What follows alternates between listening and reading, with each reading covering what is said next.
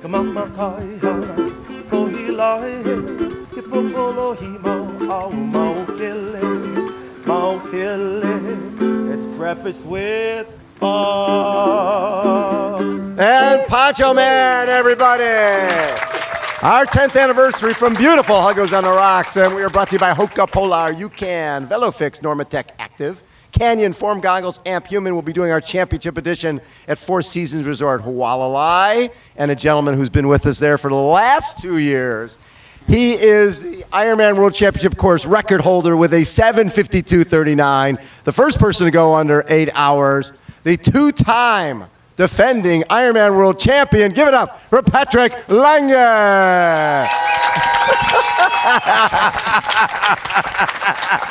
I love your introductions. I love it.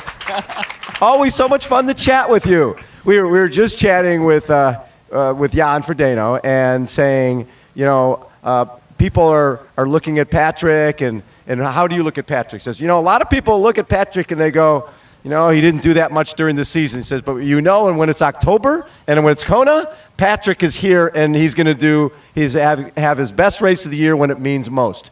Is that when you go through the season? Do you look at it that way? Okay, it's great. I need to do other races, but this is it. Yeah, that's the best summary you can get, actually. Yeah, this is the race I dream about all year long, and this is the race I want to win. And obviously, I was able to put me in the best shape over the last years, always here. And I think that's the race that counts the most. There was a point in your career where you didn't know if you'd be able to continue being a professional, where you didn't have the sponsorship, you didn't feel like you were getting the support, and maybe the results weren't quite there. What turned it around for you? What was the race where you finally got some support and were able to stay in the sport? Definitely my first Ironman. Ironman Texas 2016. Yeah. First Ironman, and straight was able to win it, and that completely changed everything. And I came here to the island totally unexpected to race here, actually. Yeah. In my first year as a professional, and was just enjoying this beautiful island and embracing the energy and just feel it. And I thought, oh, maybe I never have the chance again to come back, and I just enjoyed it and ended up with third place and breaking the run course record. Yeah, it was just I can't describe it. It was so emotional. Did you surprise yourself that all of a sudden here, I know I'm good at this sport, but now I realize this is my calling, this island, this is the place I need to be? Definitely. This finish I will never forget. In 2016, it's just when I think back, it can bring me to tears because it's so emotional, and it definitely changed a lot. So 2000, that helped with more sponsorship. Then obviously, yeah. Yes. Without the sponsorships, you cannot do that. And right. I was lucky to find a good manager, and he sorted out some good contracts. When you come to this race and you look at Alistair Brownlee and you look at Jan Frodeno, who's won here twice, and Sebastian Kienle, who's won here, the field, and Lionel Sanders, do you look at those? Are you concerned about the other guys, or do you just figure, I'm doing my own race? I figure I race the best when I stay with myself and focus on myself.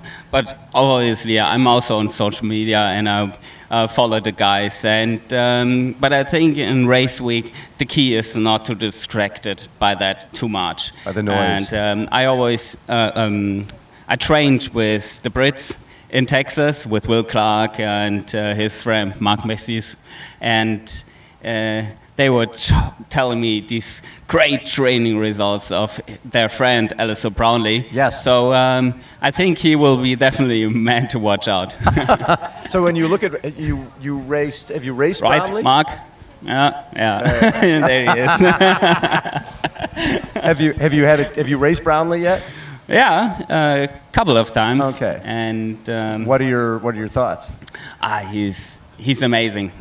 He's such a fast athlete, and everyone is concerned about the ability to handle the heat. Right. And I think this will be the key factor here. He has proven that he is obviously the fastest at the Olympic distance. Yep. He is one of the fastest at the 7.3 distance, and he can run a marathon. He can ride his bike. We've seen the Ironman Ireland, and so yeah, now he has to prove in the heat and in this special race. So, but I think he will be definitely a man to watch out. What is it about this place that works so well for you? That's a tough question. Obviously, my body is just talented to cope with the heat. Yes. And maybe it's a benefit that I'm a little bit smaller. Right. Yeah. And it's a good question. It's just everything around it. The whole family of the sport is here. Right. And it's such a great support, and it's the whole package. When you go to a race like Frankfurt and you've got Jan Frodeno and Sebastian Kienle and it's in Germany and people are expecting the two-time Ironman world champion, he's going to win, and you feel those expectations from other people, you flat, and you end up, I think, like 11th or something like that. Does that bother you when that type of stuff happens, or you just look at it and go, because I remember right after you won, and we were doing an interview, and you were like, I'm going to tell you my schedule right now. I'm going to Frankfurt next year, and Jan and Sebastian, you know where I'll be. Come and knock me off. Right? You're one of those guys that's not hiding where you're going. You want to race the best when they're at their very best. So when you do something like Frankfurt, that I think you look at it as, hey, it's something I need to do. I need to go validate, but the goal is Kona. It's always Kona. And obviously I wanted to win in Frankfurt because it's my home race. Sure. And I always wanted to prove that I can also race in other races than Texas or Kona. Right. But to some circumstances, I was never able to pull out my best performance in my home race. And so, yeah. How did your world change? I mean, when you finished third over here, that's huge, but you had a fellow German winning that year. So then when you win it, did everything just change exponentially? Everything just really boom after you won it the first time? I mean, in terms of the awareness for you back home? It grown, but I think I do a quite good job, and my team is doing a good job to keep me with both feet on the ground. So obviously it changed sponsors, it changed attention. I became sports person of the year in Germany, which is huge. Big for the sport also. Right. And but I try to stay the same I was, and I don't feel that in my personality is not a big change. So when I look at this race, it wouldn't be out of line to see you, Sebastian Kienle, and Jan Frodeno all on the podium, right? That's certainly reality that could happen. Can you be friends with those guys, knowing that you not only want to win this race, you want to be the best German? What type of relationship do you have with Jan Frodeno and Sebastian? I think it's possible, but more not likely.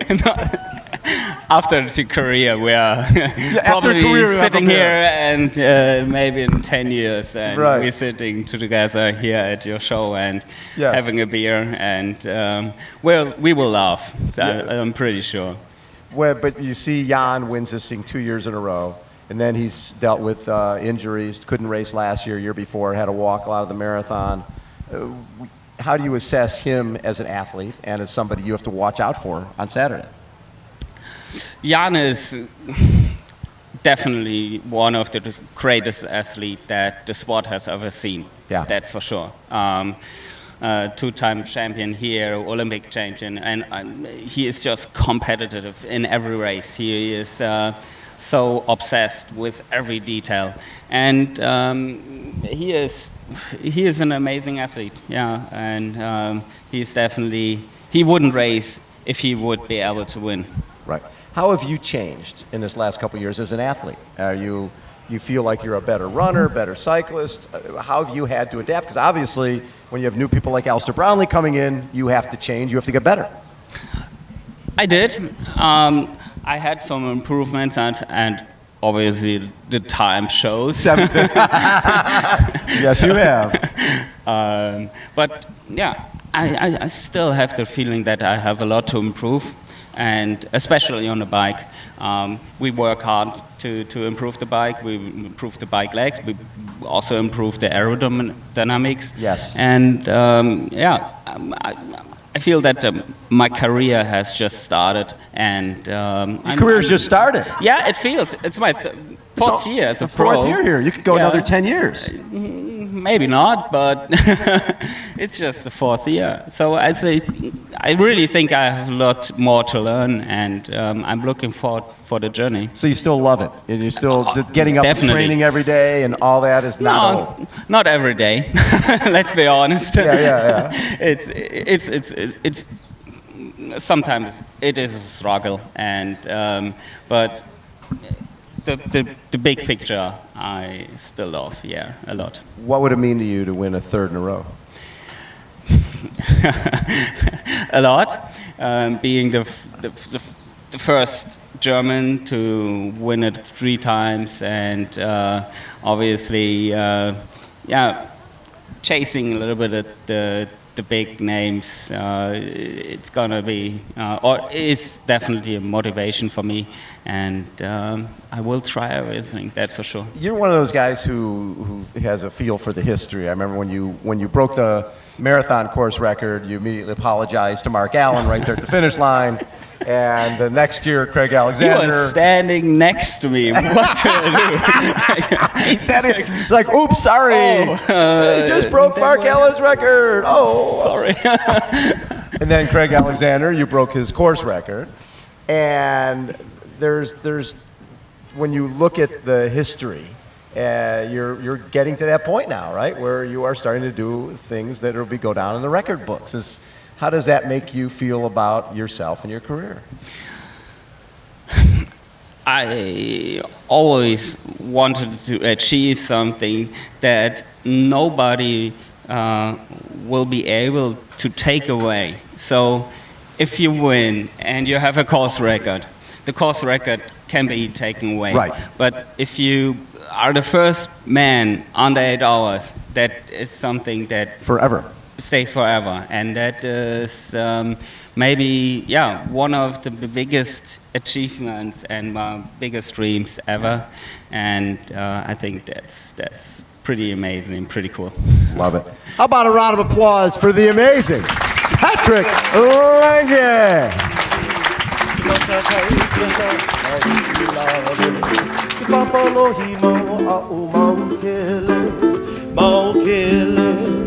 It's breakfast with Bob. And Pacho Man and Patrick Lange.